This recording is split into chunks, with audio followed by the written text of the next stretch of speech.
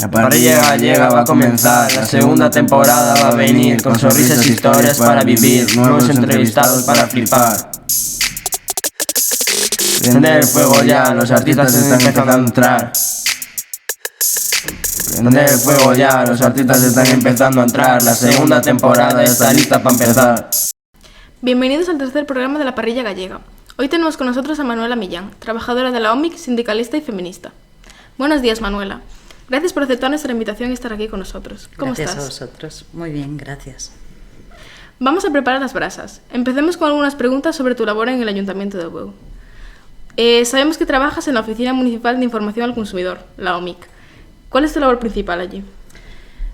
Pues en principio atender al público, orientarles en materia de consumo, reclamaciones y en diversos problemas más que se puedan presentar en el concello. ¿Por qué decidiste optar a la plaza de la OMIC? En su momento yo empecé en otro puesto en el ayuntamiento, de auxiliar en otro departamento, y esta plaza quedó vacante, la sacaron a concurso y quedó desierta. Entonces opté a formarme por si volvían a sacarla el año siguiente y tuve la suerte de poder entrar. Muy bien. ¿Es muy difícil solucionar los problemas de la gente? Bueno, difícil no es, tienes que tener mucha formación y poder, para poder orientarles, o sea, tienes que leer mucha normativa para ver si los problemas que plantean tienen base legal o no. ¿Y ha habido alguno que no hayas podido solucionar? Hay muchos que en principio no tienen amparo legal. Sin embargo, las reclamaciones se tramitan en un principio todas, porque el consumidor siempre tiene derecho a ser oído y a reclamar. Aunque definitivamente no haya base legal para defender su reclamación, siempre se debe reclamar, ya que sienta bases para nuevas normativas futuras. ¿Y la parte más difícil de trabajar en el ayuntamiento? No hay parte difícil realmente, es un trabajo que realmente satisface. Bueno, ¿nos puedes contar alguna anécdota que hayas tenido? Anécdotas, muchas, pero bueno, en principio, anécdota, no sé cómo. ¿Una anécdota con algún cliente o algo? En principio no sabría cuál decirte. ¿Y qué sueles hacer cuando no tienes consultas? A ver, hay 3 días de atención al público, que son los martes, miércoles y jueves, y los días que no hay atención al público es cuando realmente tramito esas reclamaciones que la gente plantea ante los organismos competentes.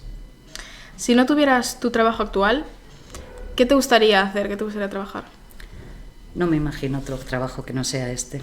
Estoy muy satisfecha con este trabajo. Bueno, parece que las brasas ya están listas, así que nos gustaría continuar con las preguntas relacionadas con su estancia en el extranjero. ¿Por qué te fuiste a vivir a Suiza? Me fui a vivir a Suiza porque mi padre emigró allí ya antes de que yo naciese. Entonces, cuando mi madre también se reunió con él, siendo yo la más pequeña, me llevó con ellos. ¿Y por qué Suiza y no otro país? Suiza fue un país que en esa época acogió muchos emigrantes de Galicia que solicitaban mano de obra, precisamente de aquí. Había muchos emigrantes gallegos en esa época ya. ¿Y volverías a vivir allí? Suiza es un bonito país, pero yo creo que mejor que nuestro país ninguno. ¿Hay mucha diferencia entre Suiza y España? Bastante en todo, pero no es ni mejor ni peor realmente. ¿Y en tema de estudios fue difícil el cambio? Mucho, fue muy difícil venir de allá para aquí. De hecho, tuve bastante revés por el habla, por el método de estudio que tienen allí. Al llegar aquí era completamente distinto. ¿Cuántos idiomas hablas entonces?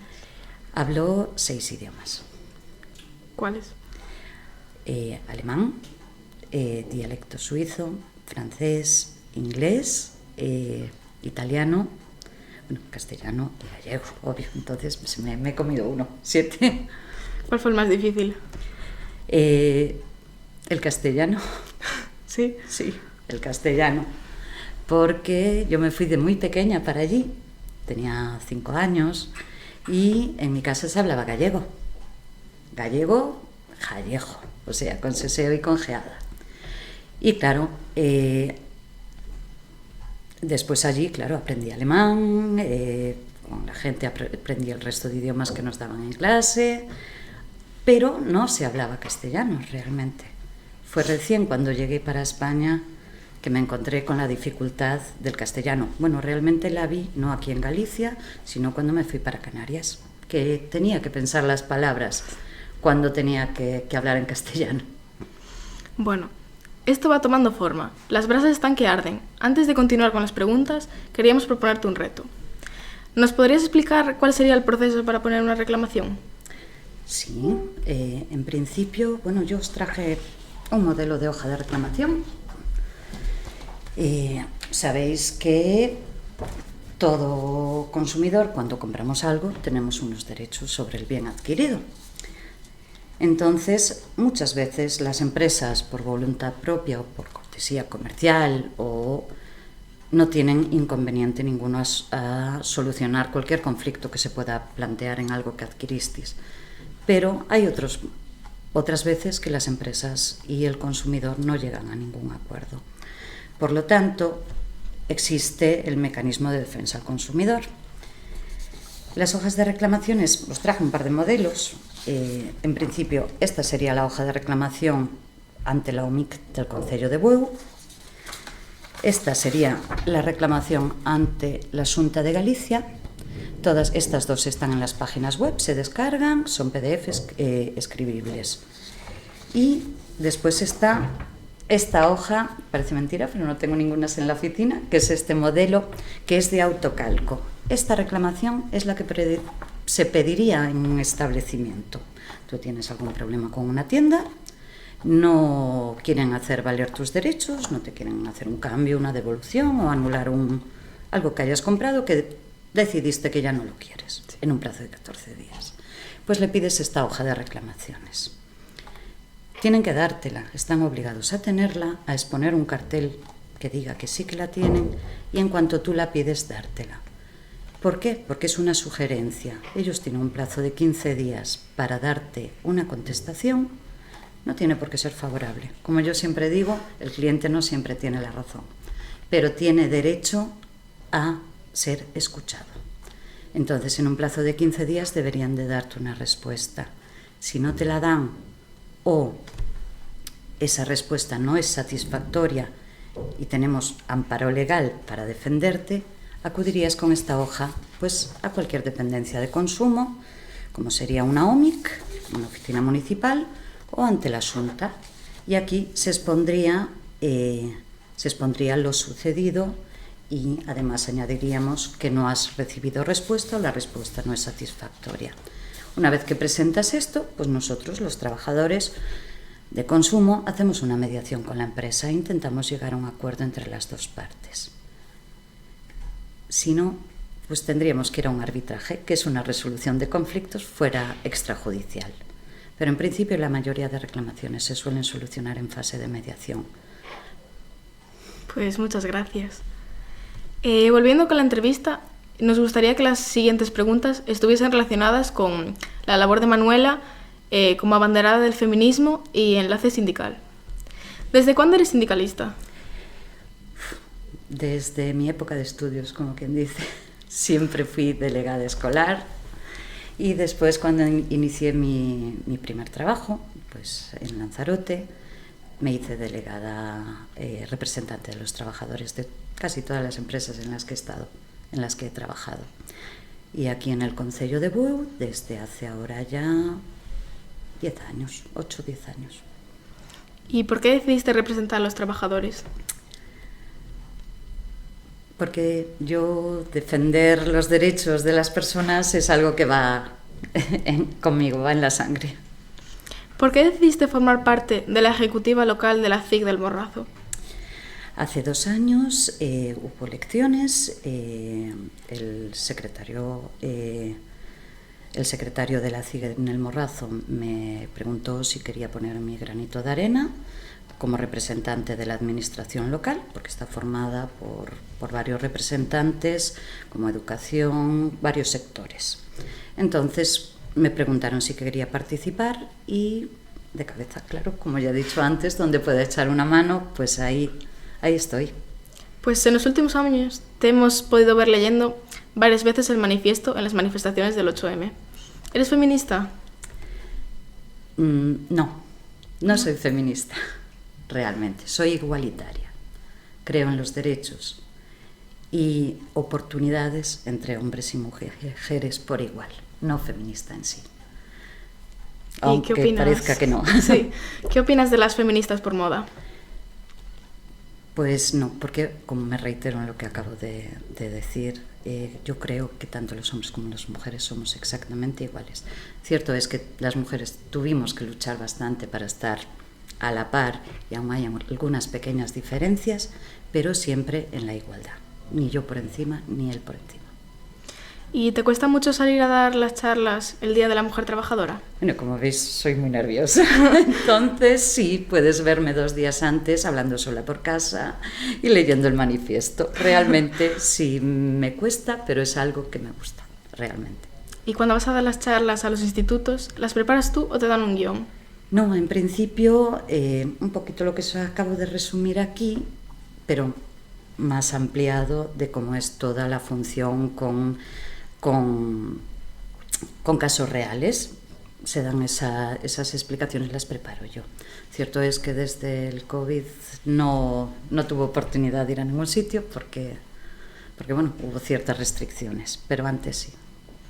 ¿Te suelen reconocer por la calle? Sí, bastante.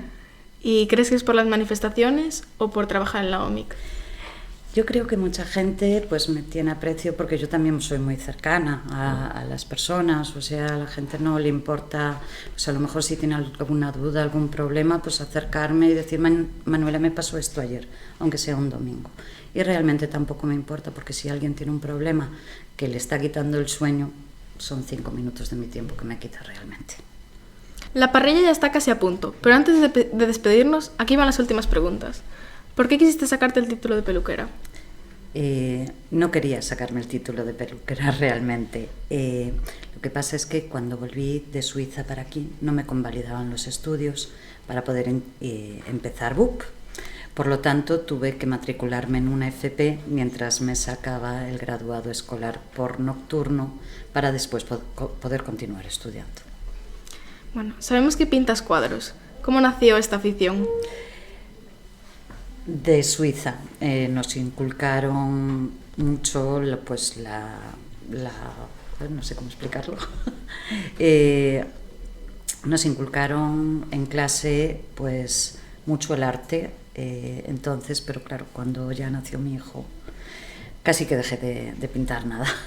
Bueno, aquí van las últimas preguntas. En una parrillada con amigos, ¿qué ingrediente no puede faltar? El hambre. Porque tengo un amigo que compra mucha comida cada vez que hacemos una parrillada, como cualquier gallego, supongo. ¿Cuál es tu comida gallega favorita? El marisco. Vale. Andrea Álvarez, una de las impulsoras de la parrilla gallega, nos dejó una pregunta para ti. ¿Naciste en Suiza o fuiste allí más adelante? Como ya como te contesté antes, sí, fui después más adelante. Pero sí que vine de Suiza cuando mi madre visitó a mi padre allí. Por lo tanto, fui creada en Suiza, nací en España y después volví para Suiza. El martes que viene tendremos con nosotros a Martiño. ¿Qué pregunta le dejarías? ¿Cuál es el plato más elaborado que cocina? Muchas gracias. Ahora sí que sí, la parrilla ya está lista. Muchas gracias por venir y permitirnos realizar esta entrevista y esperamos que hayas pasado un buen rato con nosotros. La semana que viene tendremos con nosotros a Martiño.